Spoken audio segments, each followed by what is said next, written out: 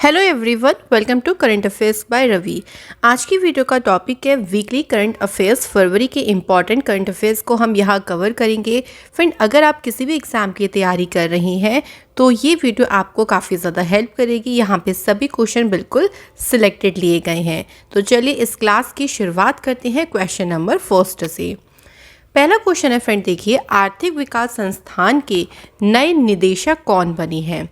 तो जो institute of economic growth है, इसके अभी हाल ही में नए निदेशक बने हैं। आंसर इज चेतन घाटी। तो याद रखेंगे इनका नाम, चेतन घाटी। ये आर्थिक विकास संस्थान के नए निदेशक बने हैं और अजीत मिश्रा की जगह इन्हें अपॉइंट किया गया है। तो ये आप देख सकते हैं इंपॉर्टेंट पॉइंट्स में कि अजीत मिश्रा का ये स्थान लेंगे। कई बार ये भी पूछ लेते हैं कि किसके स्थान पर इनको अपॉइंट किया गया है। क्वेश्चन है नंबर सेकंड, भारत के एकीकृत भुगतान इंटरफेस को अपनाने वाला विश्व का पहला देश कौन सा बना है? एकीकृत भुगतान इंटरफेस का मतलब है यूपीआई। तो भारत का जो यूपीआई है, इसे अपनाने वाला विश्व का पहला देश बन गया है फ्रेंड, नेपाल। तो very important question, Nepal is the correct answer. बात करते हैं कुछ इंपॉर्टेंट पॉइंट की। तो देखिए, इस एकीकृत भुगतान इंटरफेस से नेपाल की डिजिटल इकोनॉमी को मजबूत करने में उल्लेखनीय मदद मिलेगी। यूपीआई जो सिस्टम है, ये तत्काल भुगतान सेवा पर काम करता है। यह सर्विस नेट बैंकिंग के लिए काम करती है। तो नेपाल इसको अपनाने वाला विश्व का पहला देश बना है। बात करते हैं फ्रेंड नेपाल देश की, जो कि भारत का पड़ोसी देश है और एशिया महाद्वीप में स्थित है। नेपाल की राजधानी है काठमांडू। यहाँ की करेंसी है नेपाली रुपया। राष्ट्रपति हैं विद्या देवी भंडारी। प्रधानमंत्री हैं शेर बहादुर देव। नेपाल भारत के 5 राज्यों को छूता है, यानी इसकी जो सीमा है वो भारत के 5 राज्यों से लगती है: उत्तराखंड, उत्तर प्रदेश, बिहार, पश्चिम बंगाल और सिक्किम। याद रखेंगे, इंपॉर्टेंट क्वेश्चन है। और दुनिया की जो सबसे ऊंची चोटी है, जिसका नाम क्या है? Mount Everest. इसके बारे में भी आपको पता होना चाहिए कि ये कहाँ पे है। ये नेपाल में ही स्थित है, लेकिन नेपाल में इसे कहा जाता है सागर माथा। तो कई बार एग्जाम में पूछते हैं कि सागर माथा, नेपाल में माउंट एवरेस्ट को क्या कहते हैं? सागर माथा कहते हैं। अच्छा, इसकी ऊंचाई के बारे में आपको पता होगा कि अभी हाल फिलहाल में कुछ टाइम पहले ही इसकी ऊंचाई को दोबारा से मीज़र किया था।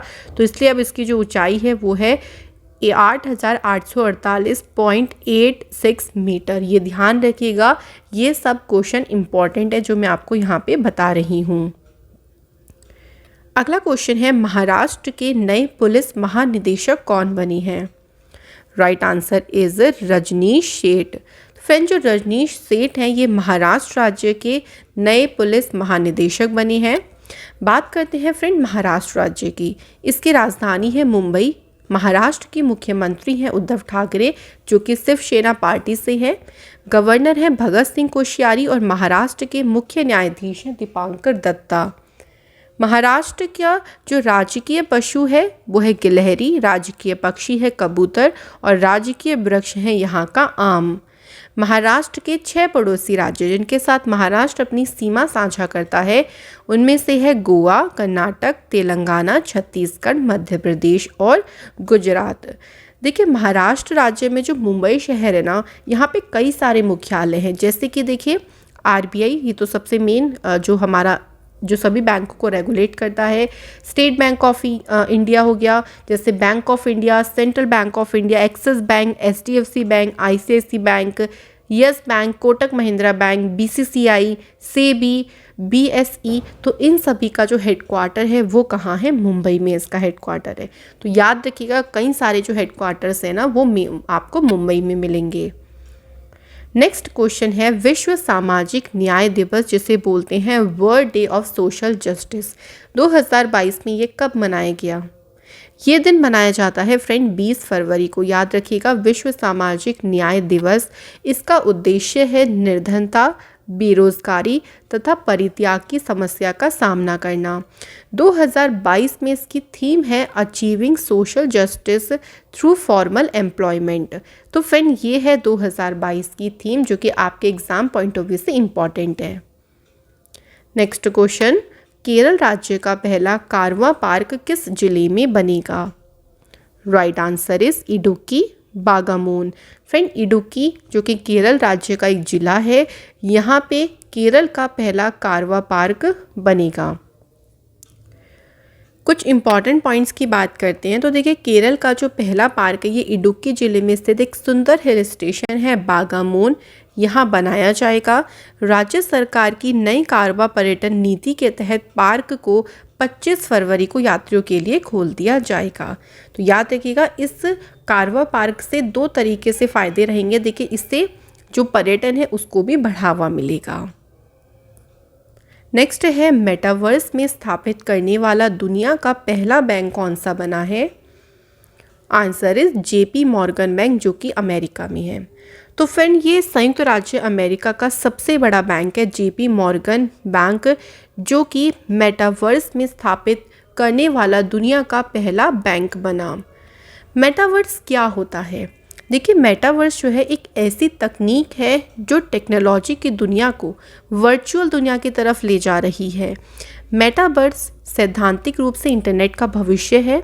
यह एक 3D वर्चुअल दुनिया जहां लोग सेंसर, लेंस और अन्य गैजेट्स का उपयोग करके बातचीत कर सकते हैं। तो हम कहते हैं ना, वर्चुअली सोचे, तो उसी तरफ टेक्नोलॉजी को लेके जा रहा है मेटावर्स। तो इसमें शामिल हुआ है पहला bank JP Morgan bank. Next है, 7वां मृदा स्वास्थ्य कार्ड दिवस कब मनाया गया? फ्रेंड, ये बनाया गया है 19 फरवरी को। तो याद रखेंगे, 7वें नंबर का है ये मृदा स्वास्थ्य कार्ड दिवस, जो कि 19 फरवरी को मनाया गया है। वर्ष 2022 SHC योजना के शुभारंभ का 7वां वर्ष है। तो इस बार कौन सा एडिशन है इसका? 7वां। इस योजना का उद्देश्य हर 2 साल में सभी किसानों को मृदा स्वास्थ्य कार्ड जारी करना है। प्राइम मिनिस्टर नरेंद्र मोदी ने 19 फरवरी 2015 को राजस्थान के सूरतगढ़ में मृदा स्वास्थ्य कार्ड योजना का शुभारंभ किया था। तो 2015 में इसको शुरू किया गया था। नेक्स्ट है, 17वें वार्षिक बैंकिंग प्रौद्योगिकी पुरस्कार 2021 किस संस्थान द्वारा प्रदान किए गए हैं? बात करते हैं पुरस्कार की, तो फ्रेंड ये प्रदान किए गए हैं भारतीय बैंक संघ के द्वारा। तो 70वें हैं ये भी ध्यान रखेंगे कि 17वें नंबर की है वार्षिक बैंकिंग प्रौद्योगिकी पुरस्कार। अब किसको दिया गया है? इसमें देखिए एक अलग अलग कैटेगरी है। पहली है बड़ा बैंक खंड में, यानी जो बड़े बैंक्स हैं उसमें ये पुरस्कार मिला है बैंक ऑफ बड़ौदा को। वहीं छोटे बैंक खंड में बात करते हैं तो पुरस्कार दिया गया है दक्षिण भारतीय बैंक को। विदेशी बैंकों के क्षेत्र में ये पुरस्कार मिला है सिटी बैंक NA को, और जो क्षेत्रीय ग्रामीण बैंक है उसमें ये पुरस्कार मिला है बड़ौदा राजस्थान क्षेत्रीय ग्रामीण को। तो ये हमारे 2021 में जो पुरस्कार प्राप्त करने वाले सर्वश्रेष्ठ प्रौद्योगिकी बैंकों के नाम हैं, याद रखिएगा। तो इस तरीके से कैटेगरी वाइज भी पूछ सकती हैं।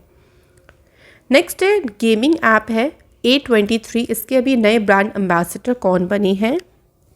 राइट आंसर है शाहरुख खान। तो फ्रेंड, इस गेमिंग एप्लीकेशन के जो ब्रांड एम्बेसडर बने हैं उनको शाहरुख खान को बनाया गया है। अगला क्वेश्चन है, राष्ट्रीय सीनियर वॉलीबॉल चैंपियनशिप 2021-22 में महिला वर्ग का खिताब किसने जीता है? Right answer is Kerala. Friend देखो, यहाँ पे ये भी ध्यान रखिएगा कि ये महिला वर्ग की बात हो रही है, तो महिला वर्ग में केरल की टीम ने भारतीय रेलवे को हराकर ये खिताब जीता है। वहीं अगर हम पुरुष वर्ग में बात करते हैं तो हरियाणा की टीम ने भारतीय रेलवे को हराकर खिताब जीता। तो महिला की टीम का पूछा जाएगा तो केरल, और पुरुषों में जीता है हरियाणा ने। इस बार इसका ये 70वां संस्करण था, और इसका जो आयोजन स्थल कहाँ खेला गया? बीजू पटनायक इंडोर स्टेडियम, जो कि भुवनेश्वर में है, वहाँ पे इसे खेला गया। अगला क्वेश्चन है, संयुक्त सामरिक एयरलिफ्ट द्विपक्षीय अभ्यास कोप साउथ 22, ये एक्सरसाइज का नाम है, किन 2 देशों की वायुसेना के बीच आयोजित किया जाएगा? तो ये अमेरिका और बांग्लादेश की जो वायुसेना है उनके बीच आयोजित किया जाएगा। बात करते हैं कुछ इम्पॉर्टेंट पॉइंट्स की। तो देखिए, ये 6 दिन तक का ये अभ्यास है, और इसका आयोजन स्थल अगर पूछें तो इसे बांग्लादेश में ही आयोजित किया जाएगा। तो देश ध्यान रखेंगे, बांग्लादेश और अमेरिका इसमें पार्टिसिपेट करेंगे। नेक्स्ट इज वयस्कों की शिक्षा के लिए न्यू इंडिया लिटरेसी प्रोग्राम को किस मंत्रालय ने शुरू किया है? राइट आंसर इज शिक्षा मंत्रालय। तो न्यू इंडिया लिटरेसी जो प्रोग्राम है फ्रेंड, इसको शिक्षा मंत्रालय के द्वारा शुरू किया गया है। इस योजना का उद्देश्य है प्रौढ़ शिक्षा को राष्ट्रीय शिक्षा नीति 2020 और बजट घोषणा 21-22 के सभी पहलुओं से जोड़ना।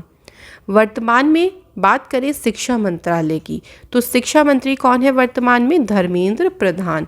याद रखिएगा, एक क्वेश्चन आपका ही डायरेक्ट भी बन सकता है मंत्रालय से रिलेटेड, तो जो कैबिनेट मिनिस्टर्स हैं उनके बारे में आप लोगों को ज़रूर पता होना चाहिए। नेक्स्ट क्वेश्चन है dignity in a digital age making tech work for all of us. ये पुस्तक किसने लिखी है? इस पुस्तक के लेखक हैं फ्रेंड रो खन्ना। तो रो खन्ना के द्वारा इस पुस्तक को लिखा गया है। इसके बाद क्वेश्चन है नेक्स्ट हमारा, 40 साल के इतिहास में कौन सा देश पहली बार ओलंपिक समिति सत्र 2023 की मेजबानी करेगा? Very important. तो इसकी मेजबानी करेगा भारत। तो फ्रेंड ध्यान रखेंगे कि भारत 40 सालों के इतिहास में पहली बार इंटरनेशनल जो ये ओलंपिक कमेटी का सेशन होगा 2023 में इसे क्या करेगा? इसकी मेजबानी करेगा। इसकी मेजबानी कहाँ पे होगी? तो इसे मुंबई में, यानी अगले साल 2023 में इसका आयोजन किया जाएगा। 2023 में होने वाली इस वार्षिक बैठक की मेजबानी को लेकर मतदान में भारत को 76 मतों में से 75 वोट मिले थे। और अगर बात करें भारतीय ओलंपिक संघ के अध्यक्ष की, तो प्रेजेंट टाइम में कौन है? Doctor Narendra Batra. Next question, Asia के सबसे बड़े बायो सीएनजी प्लांट का उद्घाटन कहाँ पर किया गया है? Right answer is Indore, Madhya Pradesh, Bharat. तो फ्रेंड इसका जो उद्घाटन है प्राइम मिनिस्टर मोदी जी के द्वारा किया गया और इंदौर मध्य प्रदेश में इसका उद्घाटन किया गया है। अब इस प्लांट से क्या होगा? देखिए, ये जो ऑर्गेनिक वेस्ट से बायोगैस बनाई जाएगी उसका ये सबसे बड़ा और देश का पहला प्लांट है। इस प्लांट से प्रतिदिन 500 किलोग्राम बायोगैस बनाई जाएगी। इसके साथ ही 100 टन उच्च गुणवत्ता वाली खाद भी इससे तैयार की जाएगी। तो ध्यान रखिएगा फ्रेंड, क्वेश्चन इंपॉर्टेंट है। तो ये पूछ सकते हैं कि उद्घाटन किसने किया? तो मोदी जी ने। कहाँ पे किया गया? अगर ये पूछा गया तो इंदौर में किया गया। अगला क्वेश्चन है, होंडा कोर्स इंडिया के नए अध्यक्ष और सीईओ कौन बने हैं? राइट आंसर इज तकुआ सुमुरा जो है होंडा कोर्स इंडिया के अभी हाल ही में नए अध्यक्ष और सीईओ अपॉइंट किए गए। क्वेश्चन नेक्स्ट है, किसानों को ब्लॉक स्तर तक की मौसम संबंधी जानकारी उपलब्ध करवाने के लिए किसान ऐप को किस संस्थान ने लॉन्च किया है? Right answer is friend IIT Roorkee, यानी भारतीय प्रौद्योगिकी संस्थान रुड़की के द्वारा किसान एप्लीकेशन को जो है लॉन्च किया गया है।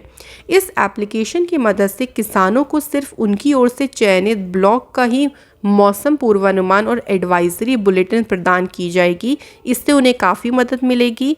वर्तमान में जो कृषि और किसान कल्याण मंत्रालय है ये किसके पास है? नरेंद्र सिंह तोमर के पास है। तो देखिए, किसान जिस भी ब्लॉक में रहते हैं वो उसका जो है वेदर फोरकास्ट देख सकते हैं, मौसम जानकारी देख सकते हैं। तो उससे उनको काफ़ी मदद मिलेगी क्योंकि उन्हीं के एरिया का रहेगा, तो उससे उनका जो आइडिया है वो क्लियर होगा बिल्कुल। क्वेश्चन नेक्स्ट है, जल जीवन मिशन के तहत हर घर जल वाला भारत का 100वां जिला कौन सा बना है? आंसर इज हिमाचल प्रदेश का चंबा जिला। तो फ्रेंड जो हिमाचल प्रदेश का चंबा जिला है ये हर घर जल वाला भारत का 100वां जिला बना है। बात करते हैं जल जीवन मिशन की, तो स्थानीय स्तर पर पानी की एकीकृत मांग और आपूर्ति पक्ष प्रबंधन पर यह केंद्रित है। इस मिशन का लक्ष्य है 2024 तक हर ग्रामीण घर में नल का पानी उपलब्ध कराना। मिशन की घोषणा 15 अगस्त 2019 को की गई थी और वर्तमान में भारत के जल मंत्री कौन है? गजेंद्र सिंह शेखावत। अगला है अंतर्राष्ट्रीय मातृभाषा दिवस 2022 कब मनाया गया? तो ये दिवस मनाया गया है 21 फरवरी को। इस दिन को मनाने का उद्देश्य ये होता है कि विश्व के विभिन्न क्षेत्रों की विविध संस्कृति और बौद्धिक विरासत की रक्षा करना तथा मातृभाषाओं का संरक्षण करना और उन्हें बढ़ावा देना है। इस बार जो इसकी थीम है वो है बहुभाषी शिक्षा के लिए प्रौद्योगिकी का उपयोग चुनौतियाँ और अवसर। तो याद रखिएगा, थीम से भी क्वेश्चन आपका बनता है एग्जाम पॉइंट ऑफ व्यू से। नेक्स्ट हमारे पास क्वेश्चन है, Dada Saheb Phalke international film festival awards 2022 कार्यक्रम का आयोजन कहाँ पर हुआ है?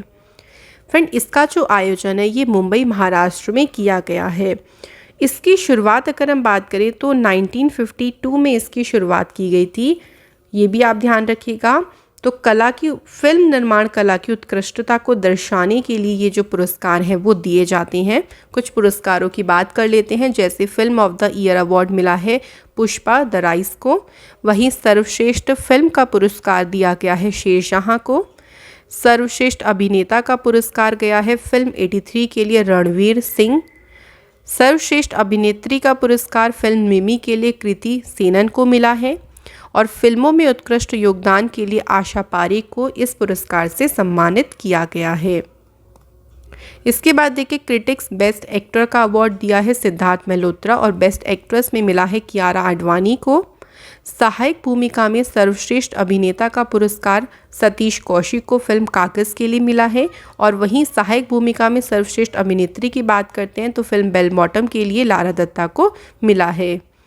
नकारात्मक भूमि में सर्वश्रेष्ठ अभिनेता का पुरस्कार आई शर्मा को फिल्म अंतिम द फाइनल ट्रूथ के लिए मिला है। पीपल्स चॉइस बेस्ट एक्टर का अवार्ड अभिमन्यु दसानी और पीपल्स चॉइस बेस्ट एक्ट्रेस का अवार्ड मिला है राधिका मदन को। तो इसके ऊपर अलग से भी आपको वीडियो प्रोवाइड करी गई है, जहां पे आपको कंप्लीट इन्फॉर्मेशन दी गई है दादा साहेब फाल्के अवार्ड्स की।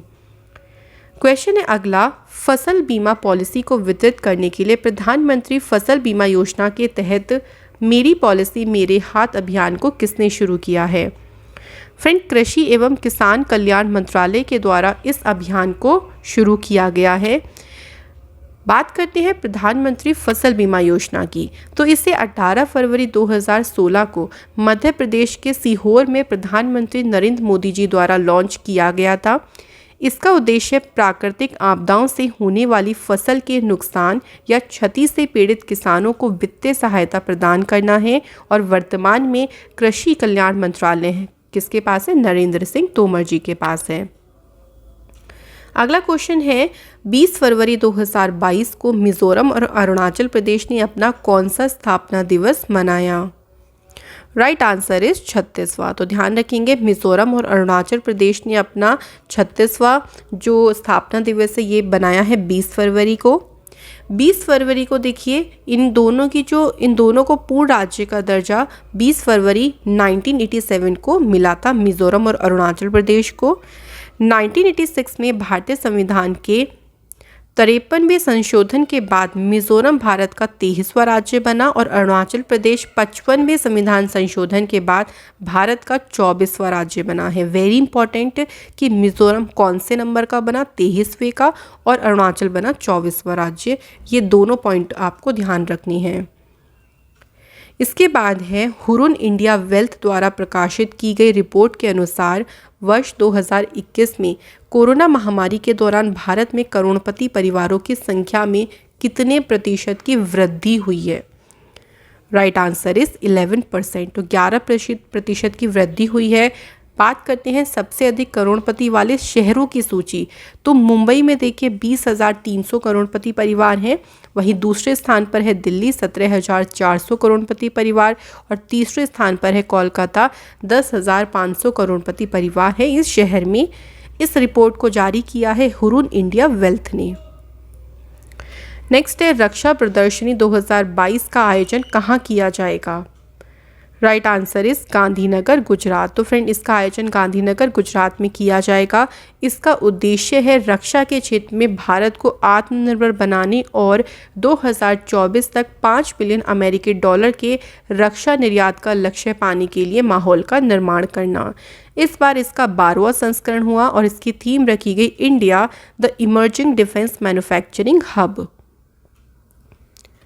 अगला है, किस बैंक के एमडी सीईओ को business standard banker of the year 2020-21 के लिए चुना गया है? आंसर हो जाएगा संदीप बख्शी, जो कि आईसीआईसीआई बैंक के एमडी और सीईओ हैं। तो फ्रेंड, इन्हें business standard banker of the year के लिए चुना गया है। बात करते हैं आईसीआईसी बैंक की, तो इसकी स्थापना 5 जनवरी 1994 को हुई। इसका मुख्यालय मुंबई महाराष्ट्र में है। इसके अध्यक्ष हैं गिरीश चंद्र चतुर्वेदी। एमडी और सीईओ हैं संदीप बख्शी और इसकी टैगलाइन है हम है ना ख्याल आपका। इसके बाद है अंतर्राष्ट्रीय ओलंपिक समिति एथलीट आयोग की नई अध्यक्ष कौन बनी है? तो फ्रेंड यहाँ पे राइट आंसर हो जाएगा एमा टेरहो। तो फ्रेंड एमा टेरहो अंतर्राष्ट्रीय ओलंपिक समिति एथलीट आयोग की नई अध्यक्ष बनी है। बात करते हैं अंतर्राष्ट्रीय ओलंपिक समिति की, तो इसकी स्थापना 1894 में हुई। इसका मुख्यालय लुसान स्विट्जरलैंड में है और इसके जो अध्यक्ष हैं उनका नाम है Thomas back. Next question is Beijing शीतकालीन ओलंपिक 2022 की पदक तालिका में किस देश ने शीर्ष स्थान हासिल किया है? Right answer is Norway. तो फ्रेंड जो पदक तालिका है उसमें नॉर्वे सबसे ऊपर रहा। नॉर्वे ने टोटल 37 पदक जीते हैं, जिसमें 16 गोल्ड, 8 सिल्वर और 13 ब्रॉन्ज मेडल है। वहीं दूसरे स्थान पर जर्मनी 27 पदक के साथ और तीसरे स्थान पर रहा चीन 15 पदक के साथ। इस बार जो ये शीतकालीन ओलंपिक हुआ ये बीजिंग चाइना में हुआ और इसका 24वां संस्करण आयोजित किया गया था। भारत ने इसमें देखिए कोई भी मेडल नहीं जीता है, याद रखिएगा, पूछ सकते हैं क्वेश्चन भी। अगला है विश्व प्रसिद्ध खजुराहो नृत्य महोत्सव 2022 का आयोजन कहाँ पर हुआ है? फ्रेंड इसका जो आयोजन है ये मध्य प्रदेश में किया गया है।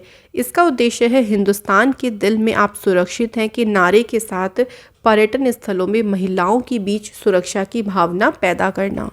खजुराहो नृत्य महोत्सव की जो शुरुआत हुई 1975 में हो गई थी और इसका जो संस्करण जारी हुआ है ये 48वां है। नेक्स्ट है विश्व चिंतन दिवस 2022 कब मनाया गया? फ्रेंड ये जो दिवस है ये 22 फरवरी को मनाया गया है। इस दिन को मनाने का उद्देश्य क्या है? यह दिन दुनिया भर में साथी भाइयों और बहनों के बारे में सोचने, उनकी चिंताओं को दूर करने और मार्गदर्शन के सही अर्थ को समझने के लिए मनाया जाता है। इस वर्ष में इसकी थीम रही हमारा विश्व हमारा समान भविष्य। इसके बाद है किस भारतीय महारत्न कंपनी को भारत की सबसे भरोसेमंद सार्वजनिक क्षेत्र की कंपनी का पुरस्कार दिया गया है? आंसर हो जाएगा कोल इंडिया लिमिटेड। तो फ्रेंड कोल इंडिया लिमिटेड को India's most trusted public sector company का पुरस्कार प्रदान किया गया है। क्यों किया गया है? तो यह सम्मान बिजली क्षेत्र में उल्लेखनीय वृद्धि कर देश को बिजली संकट से मुक्त कराने के लिए प्रदान किया गया है। कोल इंडिया लिमिटेड की स्थापना 1975 में कोलकाता में इसका हेडक्वार्टर और इसके जो अध्यक्ष हैं प्रमोद अग्रवाल। अगला है भारत की पहली जैव सुरक्षा स्तर 3 नियंत्रण मोबाइल प्रयोगशाला का उद्घाटन कहाँ पर किया गया है? नासिक महाराष्ट्र में इसका जो उद्घाटन है वो किया गया। अगला है प्रथम श्रेणी यानी रणजी ट्रॉफी डेब्यू पर 13 शतक मतलब हो गया 300 रन लगाने वाले पहले खिलाड़ी कौन बने हैं? तो बिहार के रहने वाले हैं ये साकिबुल गनी और इन्होंने एक रिकॉर्ड बनाया है अपने डेब्यू में 13 शतक इन्होंने लगाया और ये पहले खिलाड़ी बन गए हैं। उन्होंने मिजोरम के खिलाफ जाबलपुर यूनिवर्सिटी कैंपस ग्राउंड बंगाल में 450 गेंदों में 56 चौकों और 2 छक्कों की मदद से 341 रन बनाए। इसके बाद है पाकिस्तान ने किस व्यक्ति को अपने दूसरे सर्वोच्च नागरिक पुरस्कार हिलाल ए पाकिस्तान से सम्मानित किया है? आंसर हो जाएगा बिल गेट्स। तो फ्रेंड पाकिस्तान ने जो माइक्रोसॉफ्ट के संस्थापक हैं बिल गेट्स उनको अपने दूसरे सर्वोच्च नागरिक सम्मान से सम्मानित किया है। क्यों किया गया है? तो देखिए बिल गेट्स को यह सम्मान पाकिस्तान में पोलियो उन्मूलन में मदद करने के लिए उनके प्रयासों के लिए प्रदान किया गया है। बात आती है पाकिस्तान की, तो ये एशिया महाद्वीप में है। इसकी राजधानी इस्लामाबाद है। करेंसी है पाकिस्तानी रुपया। इसकी स्थापना 14 अगस्त 1947 को हुई। पाकिस्तान के प्रधानमंत्री इमरान खान हैं और राष्ट्रपति हैं आरिफ अलवी। भारत और पाकिस्तान के बीच जो अंतर्राष्ट्रीय सीमा है इसे रेड क्लिफ लाइन कहते हैं और पाकिस्तान की सबसे लंबी नदी है सिंधु नदी। अगला है भारत और किस देश की वायुसेना के बीच एक्स ईस्टर्न ब्रिज द्विपक्षीय सैन्य अभ्यास का आयोजन किया गया है? आंसर हो जाएगा ओमान। तो भारत और ओमान के बीच में एक्सरसाइज हुई है। 21 से 25 फरवरी के बीच जोधपुर राजस्थान में इसका आयोजन किया गया। यह अभ्यास दोनों वायुसेना के बीच परिचालन क्षमता को बढ़ाने का अवसर प्रदान करता है।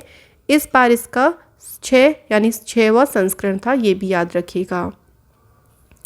अगला है a history of Shri Niketan Rabindranath Tagore's pioneering work in rural construction. इस पुस्तक को किसके द्वारा लिखा गया है? तो राइट आंसर हो जाएगा फ्रेंड उमा दास गुप्ता। तो उमा दास गुप्ता के द्वारा ये पुस्तक लिखी गई। अगला क्वेश्चन है फ्रेंड, देखिए हमारे पास रियो ओपन टेनिस ATP 500 खिताब जीतने वाले विश्व के सबसे कम उम्र के खिलाड़ी कौन बने हैं? राइट आंसर हो जाएगा कार्लोस एल्कराज। तो फ्रेंड जो कार्लोस एल्कराज हैं ये 18 वर्ष के हैं और रियो ओपन टेनिस ATP 500 का खिताब जीतने वाले विश्व के सबसे कम उम्र के खिलाड़ी बने। इन्होंने फाइनल में डियोगो श्वार्ट्जमैन को 6-4, 6-2 से हराकर यह खिताब जीता है। इसका आयोजन ब्राज़ील के रियो डी जेनेरियो में किया गया था। नेक्स्ट है, शिक्षा मंत्रालय ने राष्ट्रीय उच्चतर शिक्षा अभियान योजना को कितनी अवधि तक जारी रखने की मंजूरी दी है? आंसर हो जाएगा 31 मार्च 2026। तो फ्रेंड यहाँ पे ध्यान रखिएगा कि जो राष्ट्रीय उच्चतर शिक्षा अभियान है इसे 31 मार्च 2026 तक जारी किया जाएगा। बात करते हैं इस अभियान की, तो 2013 में इसे शुरू किया गया था। यह राज्य सरकार के विश्वविद्यालयों और कॉलेजेस को वित्त पोषण प्रदान करने के लिए केंद्र प्रायोजित योजना है। इसका मुख्य उद्देश्य राज्य संस्थानों की गुणवत्ता में सुधार करना और संबद्धता, शैक्षणिक और परीक्षा प्रणाली में सुधार सुनिश्चित करना है। और शिक्षा की बात आती है तो शिक्षा मंत्रालय किसके पास है? धर्मेंद्र प्रधान के पास। नेक्स्ट है, वित्तीय स्थिरता और विकास परिषद की 25वीं बैठक कहाँ आयोजित की गई? तो इसका आयोजन किया गया फ्रेंड मुंबई, महाराष्ट्र में।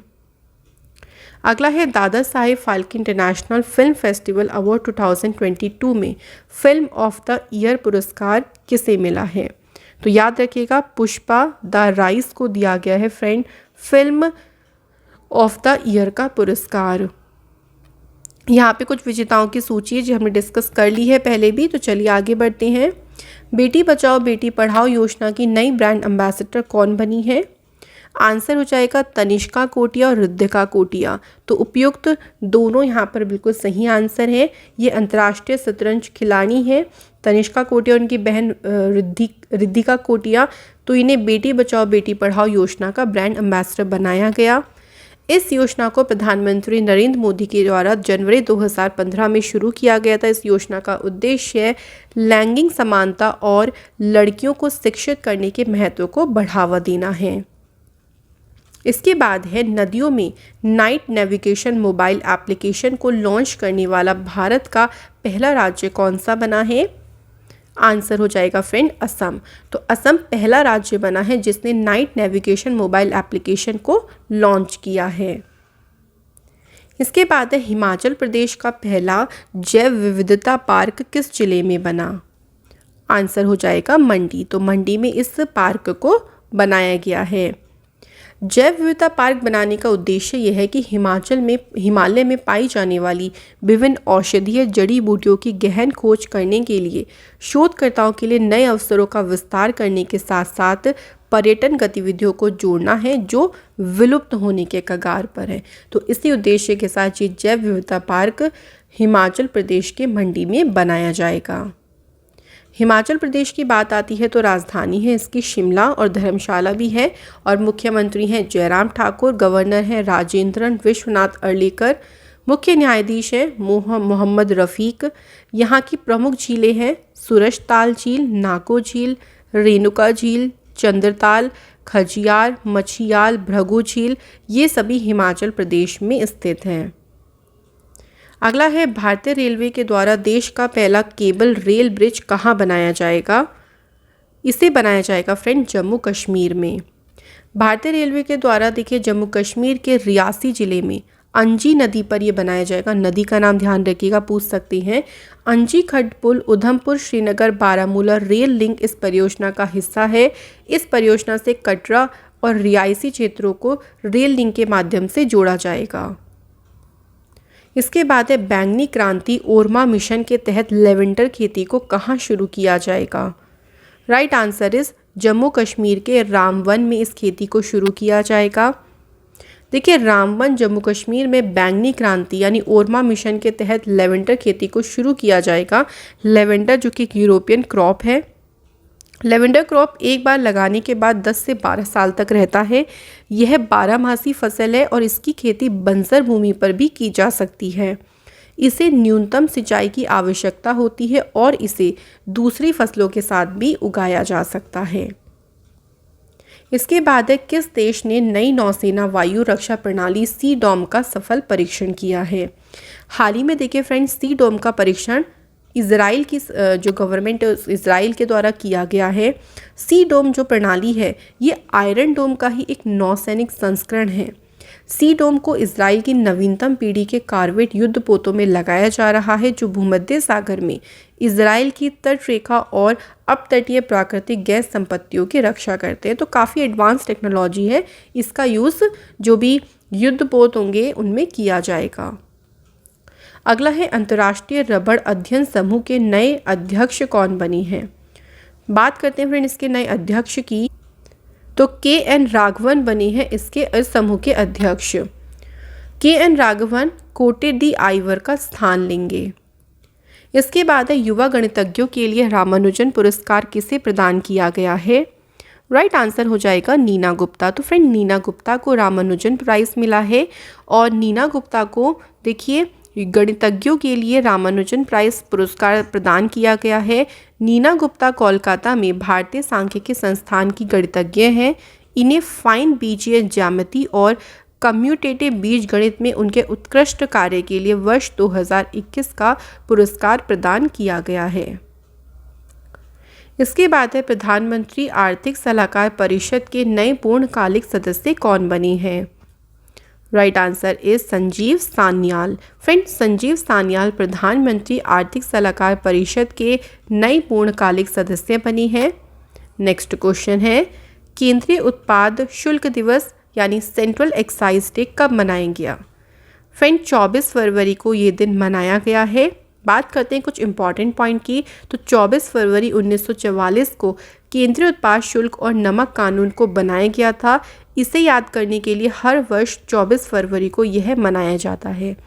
इस दिन को मनाने का उद्देश्य केंद्रीय उत्पाद और कस्टम बोर्ड ऑफ इंडिया का अर्थव्यवस्था में योगदान का सम्मान करना है।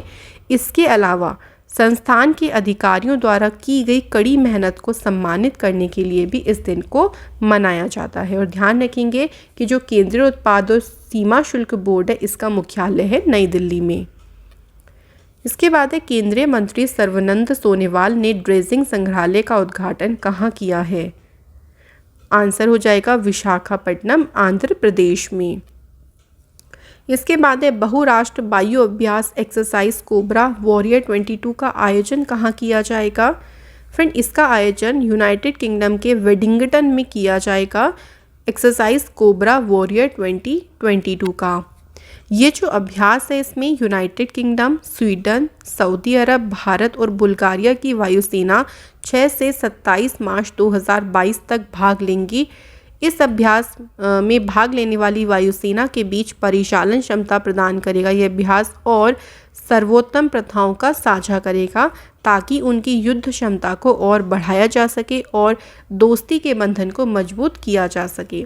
तो इस उद्देश्य के साथ ये एक्सरसाइज की जाएगी यूनाइटेड किंगडम में। अगला है, cold drink company Thums Up की नए ब्रांड एम्बेसडर कौन बनी है। आंसर हो जाएगा शाहरुख खान। तो फ्रेंड शाहरुख खान को थम्स अप के नए ब्रांड एम्बेसडर बनाया गया। इसके बाद है, केंद्र सरकार ने कहाँ डिजिटल मिशन के तहत जन भागीदारी अधिकारिता पोर्टल को लॉन्च किया है। Right answer is Jammu Kashmir. Friend Jammu Kashmir में जन भागीदारी अधिकारिता पोर्टल को लॉन्च किया गया। इसके बाद है, शतरंज टूर्नामेंट में विश्व के नंबर 1 खिलाड़ी मैग्नस कार्लसन को हराने वाले भारत के सबसे युवा खिलाड़ी कौन बनी है।